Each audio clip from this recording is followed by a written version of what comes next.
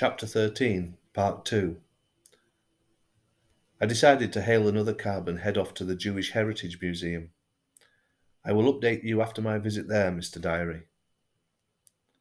4:15 p.m. I find myself on a park bench in Battery Park, reflecting again. Ahead of me, in the distance, is the Statue of Liberty in Ellis Island, and behind me the towering skyscrapers of downtown Manhattan. For the last 2 hours, I didn't feel like I was in the city at all. The Museum of Jewish Heritage and the exhibitions inside took me on a journey to southern Poland and Auschwitz through the eyes of many who passed through the gates of hell. I've never been bullied or neglected. I've never been singled out or punished for no reason. I've always had food on the table and clothes on my back. I had a caring family and a nice home. I cannot begin to understand the pain and the loss these people suffered. I cannot understand how anyone could inflict that much pain on another human being. One thing did strike me, though. I realised it saddened me, upset me. It even brought me to tears again. I wasn't there, and I didn't know the people in the time-worn pictures and video clips, but I didn't need to. I couldn't possibly empathise with them, but I could feel pity for them, and the hatred for their oppressors. The injustice of the whole thing shook me to the core. And then I realised I had changed. A month ago I scolded myself for my selfishness when watching suffering and disaster on television. I couldn't muster any genuine grief. People were numbers to me, cases. I wouldn't allow myself to be emotionally attached. But look at me now. I can't hide my feelings. This case has brought them to the fore. I think it's because everything has a context now. Every life matters, or at least it should. Who the hell are we to be arrogant as to think one race is better than another? I'll head back to the hotel shortly. The Heritage Museum was excellent, but I've learnt nothing about my case, other than how hard life must have been for them. 8:15 p.m. I'm shattered. I think it will be an early night, Mr. Diary. I feel my eyes starting to close on me already. I thought I would have had a call from Rabbi Green by now. He can't have anything of note to tell me. Hopefully we can catch up tomorrow over coffee. I will formulate a plan for tomorrow when I wake up in the morning. Signing off. Good night. The 4th of March 2019, 7:45 a.m. I can't believe I fell asleep so early last night. I must have drifted off as soon as my head hit the pillow. A missed call and 2 voicemails from the Rabbi Green, one at 8:48 p.m. and the second one at 9:15 p.m. For the record, voicemail 1. Good evening, Paul. I have some news for you. I've had a wonderful and exciting day on the hunt to find your 3.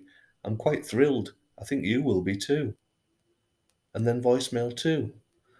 Hello again, Paul. I really hope I've got the right number here.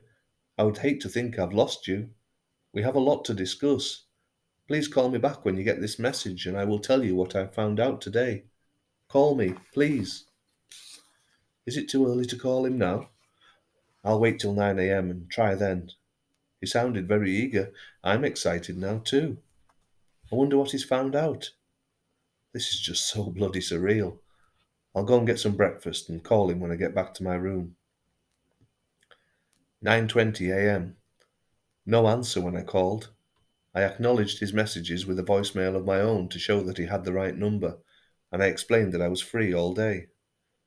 The hotel was happy to have me for an extra 2 nights, which was good, so that will save me having to move my bags from place to place. Now, I just need to wait for his call. 10:10 a.m.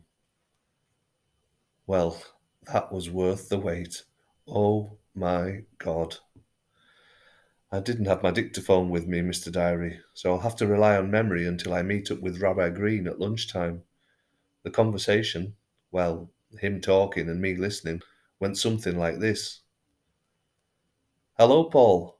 I'm so glad I got the right number. I spent so long on the phone yesterday, I think I must have an imprint of the receiver on my ear. but I think I've found them, or at least found where they worship and the area in which they now live. I made over 15 calls to synagogues across the city, focusing on the areas I mentioned to you. 2 or 3 of them offered hope. Elders in the community returned my calls and a pattern started to develop. A few people I knew with the surname Kaplan, but the descriptions they gave didn't fit the age bracket or profile until I had a call from a Rabbi Fisher from the Hudson's Yard Synagogue on the west side, just south of Hell's Kitchen. He told me of 2 Kaplan sisters he knew, twins, old ladies. They used the community centre regularly and attended services and prayers in the synagogue. He couldn't remember their names, but he remembered them moving to Washington Heights in Upper Manhattan less than 5 years ago. They were memorable because they were always together, and they looked so alike. When I checked it out, the nearest place of worship for them was the Anshe Chesed synagogue on the Upper West Side. So I called the rabbi, Jeremy Kalmanowski, and guess what? He only bloody knew them. My apologies for the bad language. Please forgive me, but the thrill of the chase has got to me too, I think. I hope you don't mind, but I made an appointment to meet him later this afternoon. If you would like to, we could meet for a coffee and make our way up there together.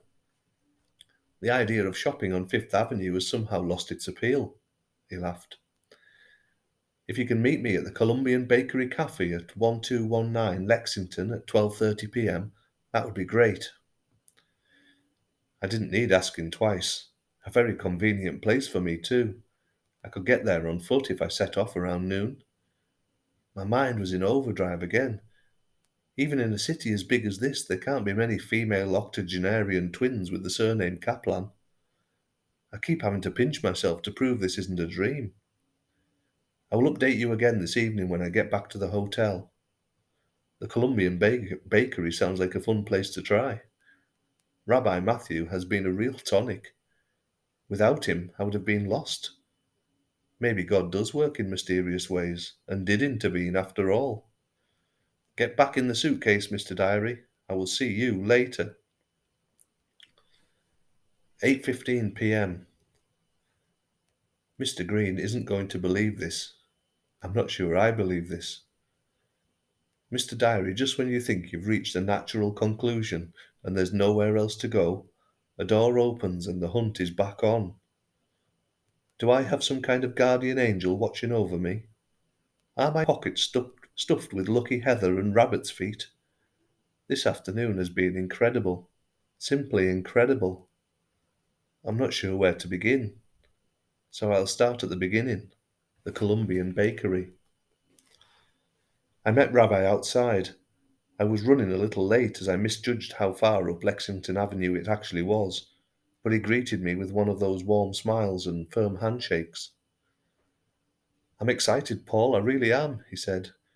I feel like Columbo or something. Columbo, at the Columbian. Oh, I'm really grateful to you. I thank God. I think you were brought to me for a reason.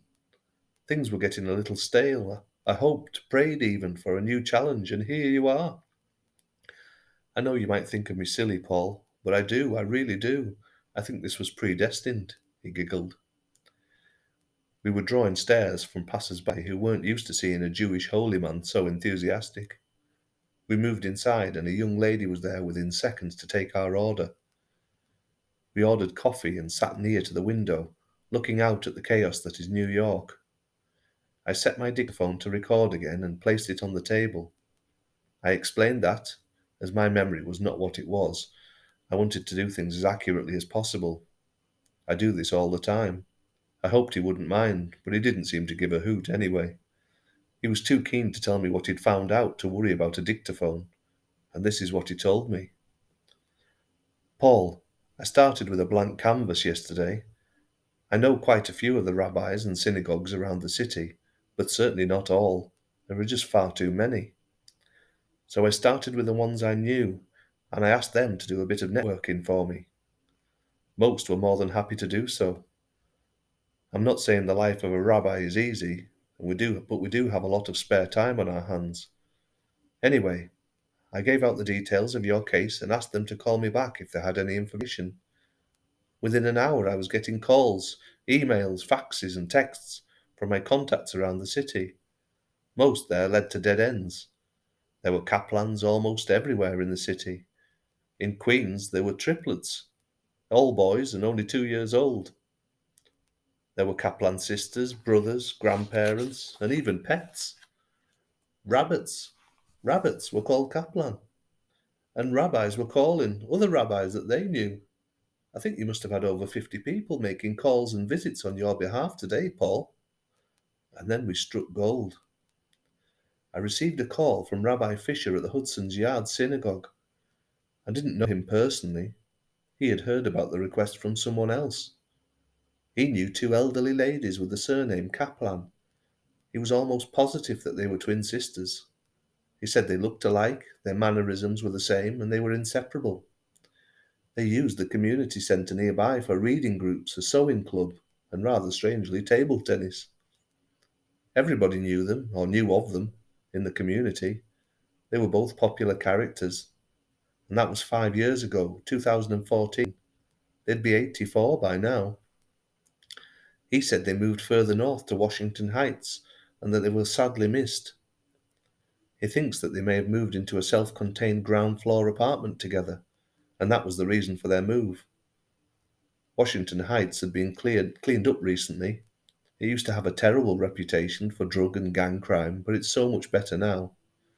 Cheaper than Hell's Kitchen, though, so perhaps their move was as much for financial reasons as anything else. It was then they suggested I call Rabbi Jeremy Kalmowski. Most Jews will familiarize themselves with the nearest place of worship wherever they choose to settle, and the Anches Chesed Synagogue was thought to be their nearest. I spoke to Jeremy late last evening.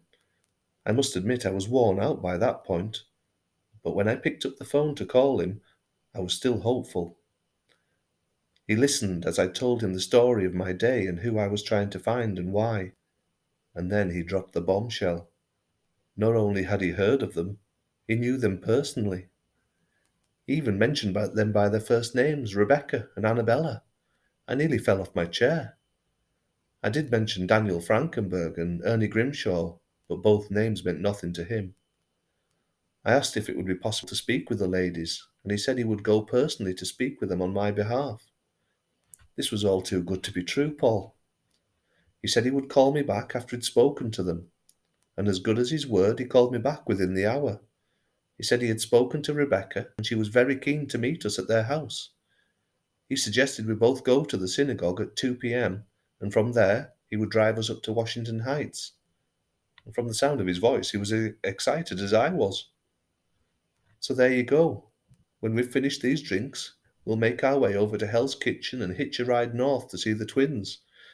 Are you excited, Paul? Are you ready to meet them? Are you excited? I just looked back at him and smiled.